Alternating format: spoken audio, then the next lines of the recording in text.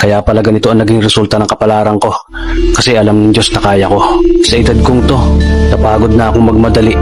Kaya lahat ng ginagawa ko ngayon, ini-enjoy ko na lang. Siguro sa dami na rin ng aking pinagdaanan, napagtanto ko na ang buhay ay mas malawak at mas mahiwaga pa sa mga problemang dumarating sa buhay natin.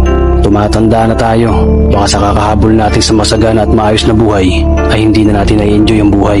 Baka nabubuhay na lang tayo dahil nape-pressure tayo sa sasabihin ng ibang tao.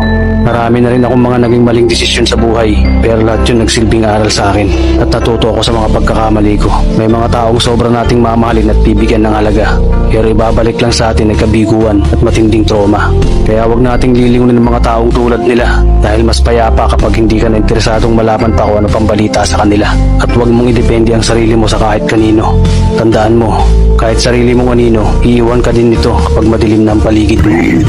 Kailangan natin matutunan na wag ikumpara ang sarili natin sa iba dahil hindi natin laban ang laban nila. Karera mo to, hindi nila karera. Dahil ang buhay ay hindi naman nasusukat sa kung sino ang mayaman, kundi kung sino ang payapa.